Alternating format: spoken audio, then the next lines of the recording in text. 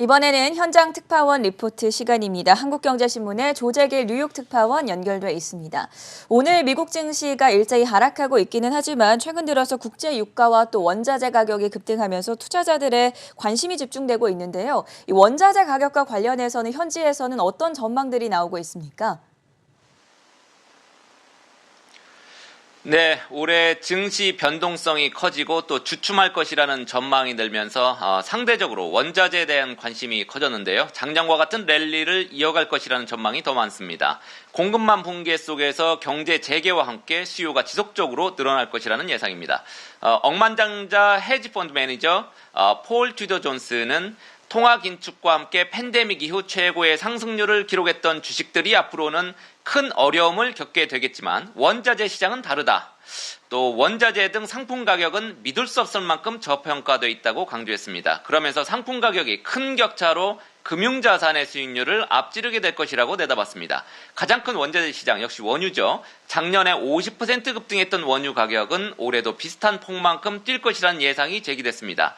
서부 텍사스 원유, 그다음에 브렌트유 가격은 현재 배럴당 80달러대 초중반인데 연내 100달러 천장을 뚫을 것이라는 관측이 나왔습니다. 오한다증권의 제프리 할리 선임 애널리스트는 중국 경제가 급격히 둔화하지 않는다는 전제 아래에서 오페크 플러스가 원유 생산을 늘릴 여지는 확실히 제한적이다. 빠르면 1분기 중에 유가가 배럴당 100달러 이상으로 뛰지 않을 이유가 없다고 말했습니다. 특히 공급이 부족하다고 했고요. 마이클 트란 RBC 캐피털 마켓 애널리스트는 주요 산유국이 하루에 40만 배럴씩 생산을 늘리겠다고 약속했는데 실제로는 25만 배럴만 증산한 것 같다고 분석했습니다. 모건 스탠리는 브렌트유 기준으로 올 3분기에 배럴당 90달러에 달할 것으로 예상했습니다. 원유 재고가 2분기에는 아마도 고갈될 것이라고 했습니다. JP모간은 올해 배럴당 125달러를 초과하고 내년에는 150달러도 넘길 수 있다고 봤습니다. 당연히 반대 의견도 있습니다. 에너지 조사 기관인 라이스테드 에너지의 클라우디오 갈림베르티 부대표는 연내 일시적으로 배럴당 90달러에 도달할 수 있겠지만 캐나다, 노르웨이, 브라질 등의 증산으로 다시 하방 압력을 받게 될 것이라고 예상했습니다. 오페크 회원국인 오만의 무함마드 알 룸히 석유 장관은 세상이 유가 100달러에 대한 준비가 되지 않았다면서 유가 급등에 대해서 부정적인 의견을 내놨습니다.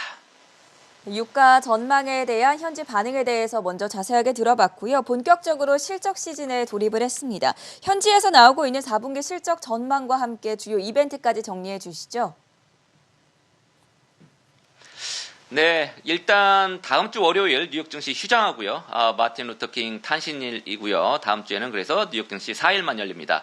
25일, 26일 이틀 동안 올해의 첫 FOMC 정례회의 예정돼 있죠. 이것 때문에 그 직전주인 다음 주에는 페드 위원들이 공개 행보에 나서지 않습니다. 일종의 블랙아웃 기간이고요. 시장은 FOMC를 주시하면서 국채금리 움직임을 지켜볼 것으로 보입니다. 3월 테이퍼링을 완료하면서 동시에 팬데믹 이후 첫 기준금리 인상을 단행할 가능성이 지금 높죠. 국채금리가 좀 빠르게 움직일 경우에는 증시에도 부정적인 영향을 끼칠 가능성이 큽니다. 3월 금리 인상 전망이 강화되면 연내 4차례 금리를 올리고 또 하반기에 대차 대조표 축소까지 동시에 이루어질 것이라는 관측이 지배적입니다. 다음 주 발표 예정인 중요한 경제 지표는 많지 않습니다. 일단 18일에 엠파이어 스테이트 제조업 지수, 그 다음날 필라델피아 제조업 지수 정도인데 둘 다 이달의 경기 동향을 보여준다는 의미가 있습니다. 우리 앵커께서 말씀하신 대로 실적 발표 시즌이 막 시작된 만큼 핵심 변수는 역시 기업들의 작년 4분기 성적표가 될 전망입니다. 한국 시간 기준으로 오늘 밤에는 미국 최대 은행 JP모간, 그다음에 이제 시티그룹, 웰스파고, 블랙록 등이 실적을 내놓는데요. 다음 주에는 골드만삭스, 모건스탠리, 뱅크 오브 아메리카, BNY 멜론, 찰스 슈왑 등으로 이어집니다. 금융사뿐만이 아닙니다. 19일 인텔, 유나이티드 항공, 20일에는 넷플릭스, 아메리칸 항공 등이 4분기 실적을 공개합니다. 주요 기업들의 실적이 시장 예상치와 얼마나 부합하는지가 변동성이 크게 높아진 시장 분위기를 좌우할 것이라는 지적입니다. 시장에서는 S&P 500 소속 기업들의 4분기 순이익이 20% 이상 늘었을 것으로 보고 있습니다. 금융정보회사인 리피니티브는 22.4%, 팩셋은 21.7% 각각 증가했을 것으로 그렇게 예측을 했고요. 현실화하게 되면 4개 분기 연속으로 순이익 증가율이 20%를 상회하는 게 됩니다. 오늘 실적을 내놓은 델타항공도 예상치를 웃도는 성적을 발표를 했습니다. 지금까지 뉴욕에서 한국경제신문 조재길이었습니다.